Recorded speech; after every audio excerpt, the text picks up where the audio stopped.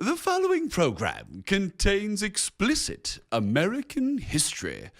If you suffer from stupidity, Randall may not be right for you. Check with your revisionist historian. Standing for truth in the four corners of America.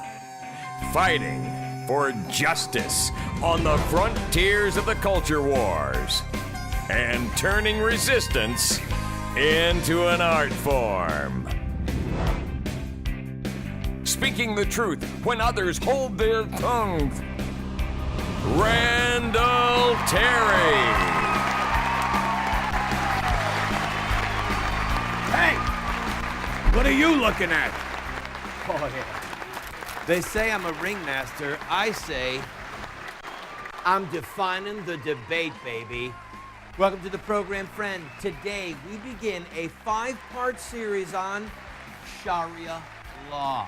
If you saw the series on the words and deeds of Muhammad, you are definitely going to want to see this entire series. But first, a quick word from Jihad Granny. Allah Akbar. Good morning, boys and girls. Today, Granny Jihad very angry. You know, because those 2 packages from Yemen were hijacked. Do not hijack the message of Allah. You will surely suffer. Welcome back to the program, friend. A lot of people talk about Sharia law. Very few know anything about it. Why? Because our culture, our heritage, our history knows nothing of Muhammad and the words and deeds that he gave us that set the framework for Sharia law. And so today, we begin a 5-part series on Sharia law. Here we go with the first segment.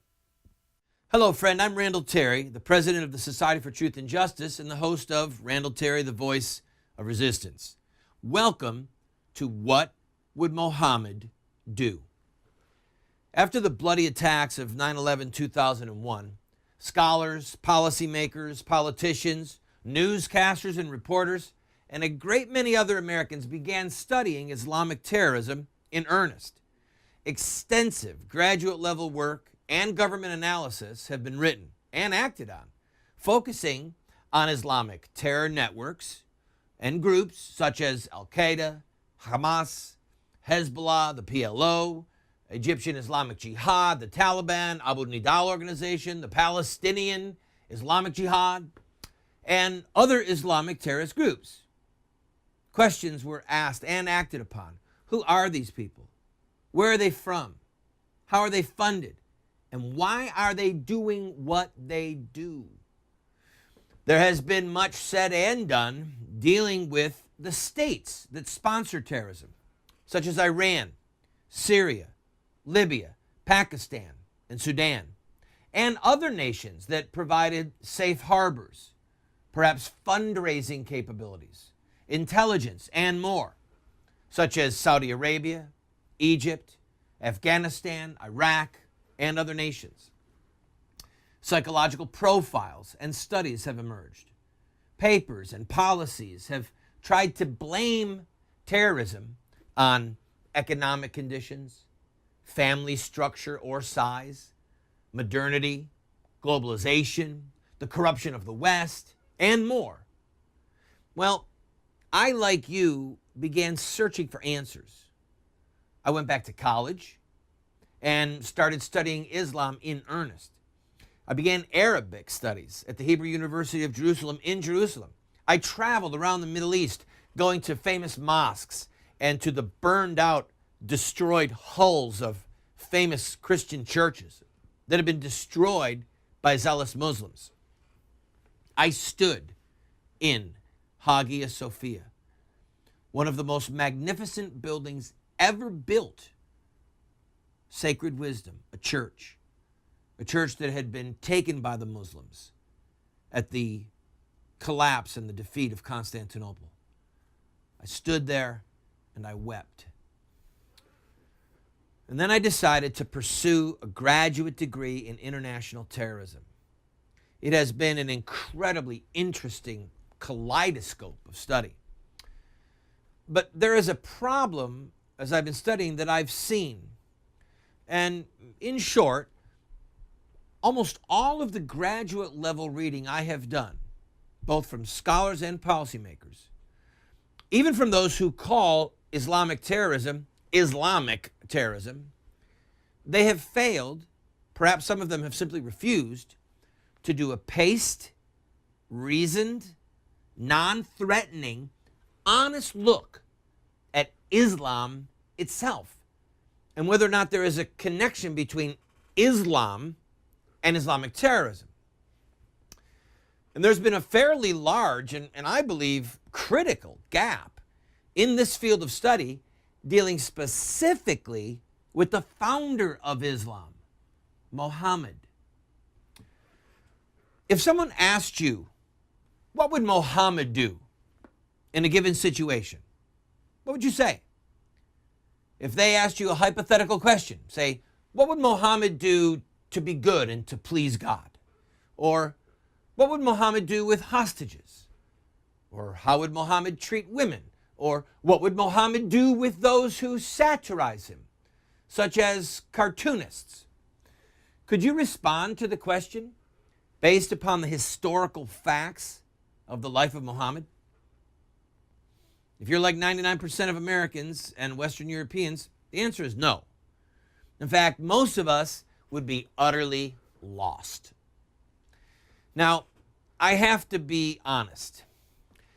When I began studying Muhammad and Islam in depth, the question, what would Muhammad do, was something of a spoof. The question, what would Muhammad do, has that ironic twist because it's an echo of the very popular question in Western culture, what would Jesus do? So when I asked tongue-in-cheek, what would Muhammad do? People began to laugh and say, that's great. WWMD, what would Muhammad do? But the more I researched and studied the life of Muhammad and the origins of Islam, the more the question, what would Muhammad do, changed from a spoof into a serious, a deadly serious question at points that needed honest, accurate answers. The more I studied, the more I realized that the answer to that one single question, what would Muhammad do, it gave clarity and meaning to virtually every aspect of historic and contemporary Islam. It is the core of the devout Islamic mind and worldview. The Quran says about Muhammad, a noble pattern have ye in God's apostle. God's apostle is Muhammad. A noble pattern have ye in God's apostle for all who hope in God and in the latter day and oft remember God. Another translation states, certainly you have in the apostle of Allah an excellent exemplar for him who hopes in Allah and the latter day and remembers Allah much. Surah 38:3, and a surah is the same as a chapter, says of Muhammad, and truly a boundless recompense doth await thee, for thou art of a noble nature. The duty of all Muslims is to follow the noble pattern of this and this noble nature of this excellent exemplar, Muhammad. So, for non-Muslims to understand Islam, it is our duty to study this excellent example of a life committed to Islam, Muhammad. Hope you're enjoying this. We'll be right back after this break. It's about time that drunk drivers are taken off the road. They're a real menace to those of us who text while we drive.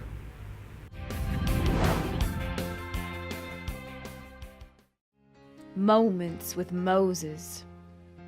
If you will not obey the voice of the Lord your God, or be careful to do all his commandments and his statutes which I command you this day, then all these curses shall come upon you and overtake you. We continue now where we left off on our 5-part series on Sharia law. Interestingly, the question, what would Muhammad do, touches not just on questions of religion or a person's relationship to God, but also on ethics, law, the judiciary, punishment of crimes, what defines a crime, war, family structure and duty, and much more. The sheer breadth and scope of the words and deeds of Muhammad that are not in the Quran make it undoubtedly one of the most critical questions of our times. Think about it. The answer to the question, what would Muhammad do, literally defines the lives of over 1 billion people in the world. And the vast majority of Americans in the northern and southern hemispheres, as well as the vast majority of Europeans, have little or no knowledge of the Prophet of Islam, Muhammad. The central themes of his teachings are a mystery to us. His life and his words are even more alien to our experience and our knowledge. When was he born? Where did he live? Who raised him? What did he do for a living? How old was he when he received his first revelation? Was he married? How many wives did he have? Where did he get his wives? Did he have any children? Did he ever fight in any battles? Who were Muhammad's early successors? As a culture, Muhammad is simply not a part of our heritage, our education, our everyday lives, and certainly he's not a part of our history. Now, as you probably know, the question, what would Jesus do, has had a profound impact on millions of people in search of ethical guidance. And it became something of a fad for a season, with millions of bracelets and keychains and T-shirts being sold throughout America. It was not just a great ethical question, it was big business for a while. Well, in the Americas or Western Europe, Jesus Christ is the central figure, or at least the dominating figure of our history, as well as the chief source of our common ethics. Until recently, Western civilization was called Christian civilization or Christendom. And beyond law and culture, Jesus' life and words show up constantly in our jokes, our advice, even in our insults. The truth will set you free. Count the cost. Pick up your cross. You have a cross to bear. He thinks he walks on water. Someone who betrays us is a Judas. Did he get his 30 pieces of silver? You quit a job, you move away, shake the dust off your feet. Dealing with those in authority, you say, render to Caesar what is Caesar's. All of these words and phrases come from Jesus. We dismiss a foolish person with a cutting insult. It's like the blind leading the blind. Even without knowing it, many of us regularly quote the most famous sermon of all time, the Sermon on the Mount, given to us by Jesus Christ himself. Blessed are the peacemakers. Judge not, lest ye be judged. He's the salt of the earth. Do not put your light under a bushel. Let your yes be yes, your no be no. Turn the other cheek. Go the extra mile. Do not let the right hand know what the left hand is doing. Do unto others as you'd have them do unto you. For many of us, that phrase is the essence of Christian duty. And then, of course, we make a joke. Do unto others before they do you. Perhaps the most politically famous line that many people may not even realize comes directly from the mouth of Jesus was Ronald Reagan's assertion that America was the light of the world, the city on the hill. President Reagan was quoting the Puritan preacher John Winthrop. John Winthrop was quoting Jesus Christ. So, just as Jesus Christ has played a central role in Western civilization for centuries, the question, what would Muhammad do, will reveal the foundational and central role that Muhammad has played in Islamic culture for centuries, since the beginning of Islam. So if we can see the world through Muhammad's eyes, if we can hear the echo of Muhammad's words, if we can learn from the example of Muhammad's life, we will begin to have a real understanding of the Islamic world. And remember, these are his words that are not in the Quran. The Quran is the word of God, according to the Muslim dogma. The words and deeds of Muhammad that are not in the Quran, that is what we're discussing. And it's my conviction as you will see, and this is borne out by Islamic writers, that studying the words and deeds of Muhammad to honestly and intelligently answer the question, what would Muhammad do? It's the most important exercise we can undertake if we're going to understand the ethics, the behaviors, the culture, the laws, and even the terrorism of the Islamic world. Muhammad is the central figure, the hero, the example of the Muslim faith. He's the chief icon, the founding father of their governments, the mentor of their societies, the patriarch of their families, the guiding light of their culture. So once we have a grasp of Muhammad's life, we'll have a grid through which we can look at the Middle East, the Islamic world. We can see it, we can understand it. Don't go away, friend. We'll be right back. Ladies and gentlemen, Nancy Pelosi and Harry Reid want to invite you to a party in hell.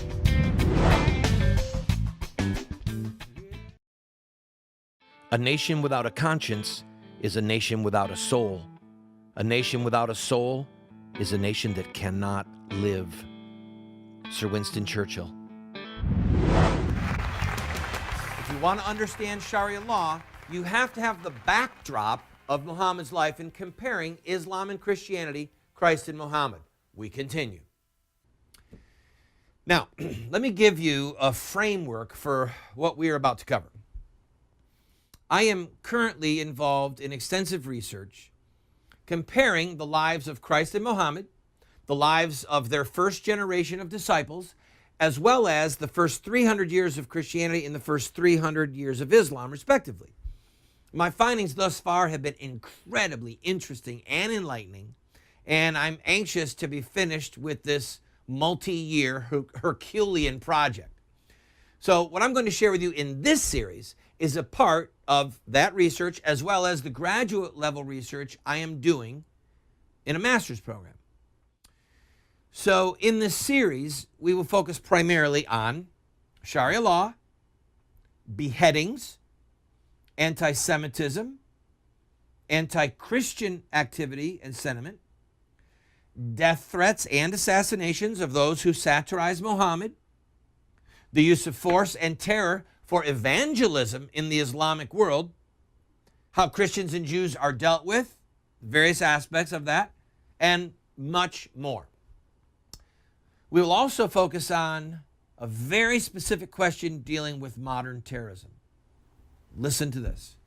How do the words and deeds of Islamic terrorists or Muslims who call for acts of terror and violence emulate the words and deeds of Muhammad?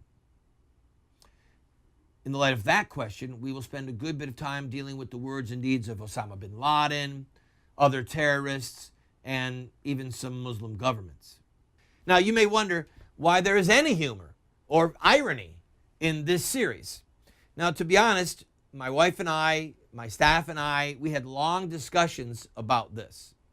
Some of this material that we're about to go over is so jarring, it's so horrifying, some of it is so sad, that the viewer and the listener, frankly, need a little bit of comic relief from time to time to give the viewer a chance to catch his breath.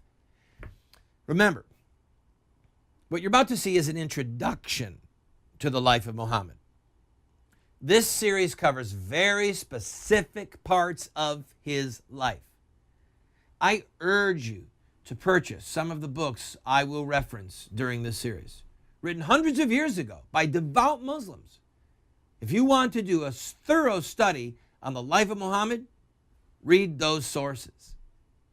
And I will mention this particular book again, but for the sake of emphasis, in my opinion, easily the single most important book that you could read on Muhammad's life is The Life of Muhammad by Ibn Ishaq, translated by Guillaume, printed by Oxford University Press. We'll be right back.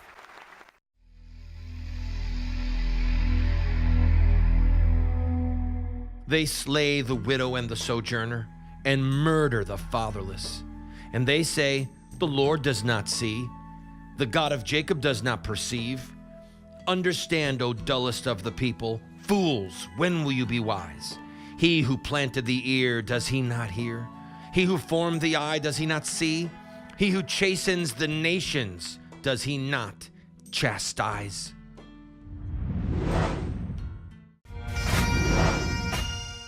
Just as Jesus undergirds all of Western civilization, Muhammad undergirds Islamic civilization and Sharia law.